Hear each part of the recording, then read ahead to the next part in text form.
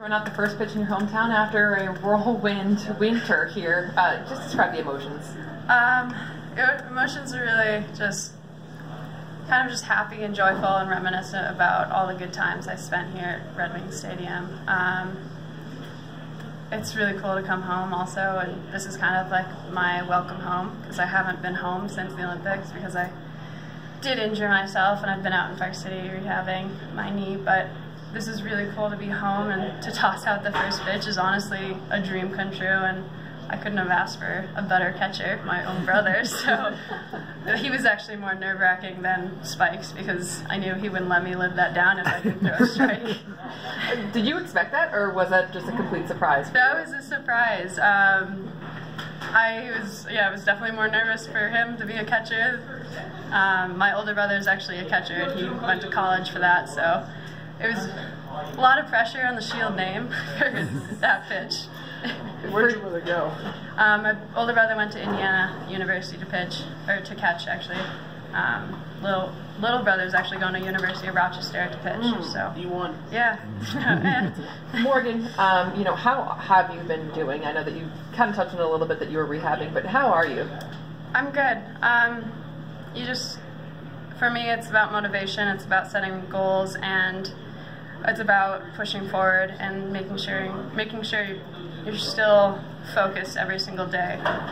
4 hours in the gym and another hour outside the gym of exercise every day is definitely brutal, but the reward on the end of it is definitely worth it, and I want to keep going for another 4 years and see everyone in China. So that's my goal. The last time I spoke to you was 100 days out. You weren't even sure if you were going to even make the team, which I was like, girl, come on. But for you, now that you're back here and I watched you interact with the fans and they're telling you that they watched you and they watched your games, is it a little surreal that this whole thing has happened and the dream has already occurred?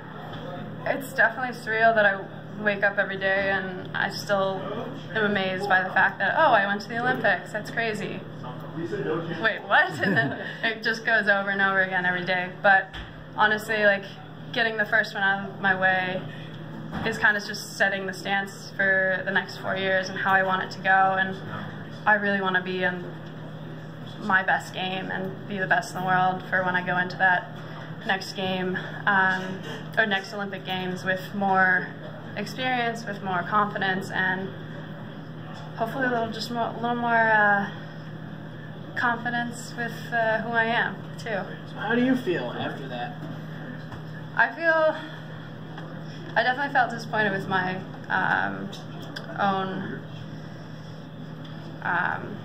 outcome, but I was really surprised by how much hometown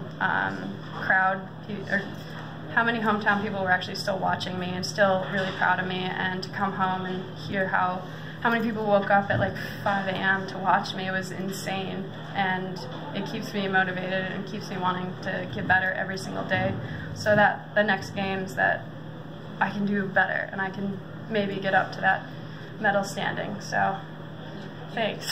It's alright. You kind of mentioned the fact that you're coming home for like the first time since everything going down, and like the city of Rochester, everyone was so excited, so happy for you, so proud.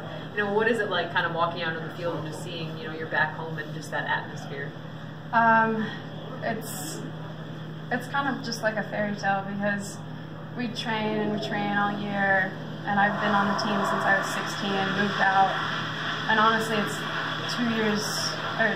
2 times at home over the last 4 years. So to see how many people are like watching me and making sure that they're sending me messages and like encouraging me every couple of months, it's so cool to come home and be able to like thank them in person and really thank them for their time and their support, because over there, like, I did go through every single message, mail, every word that people sent me, like really actually helped me get through the what I thought was not a great result, but in everyone else's eyes, top 15 in the world isn't so bad.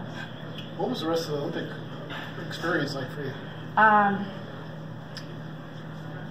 Motivating, because I got to watch Jesse Diggins, I got to watch Keegan Adams, I got to watch Michaela get bronze or fourth, and the curling team win gold, and all of those events would come into the Team USA house at the end of it, and they would bring their medals and thank everyone that was there. And actually, when the curlers came home, I got to meet one of the guys right before he went into his match, and he's like, "Yeah, we just beat Canada. That's cool. So hopefully we win gold tomorrow, but really I don't care." And to hear all these encouraging stories and everyone's backgrounds was very weird, but very just incredible at the same time. And I won't forget these memories for the rest of my life. So going off that, because you mentioned other teams in the Olympics, what can you say about the USA women's hockey team beating Canada this year? I actually got to go to their first game, their qualifier for the round robin, and they were they actually lost that, so they were really bummed, and Canada was on top, and everyone in that stadium just had this morale of all right, Team USA, there's a lot of pressure on them now, and my sport was done at that point, so we were just watching event to event, and to watch them on the TV for that the last game that they played in the tournament was insane. My entire room and the floor above me and the floor below me were all just watching around this one TV, just screaming USA, screaming USA.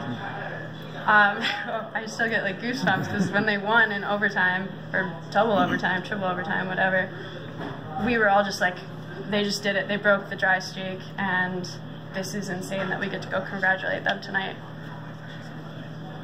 Yeah, good. That is so cool.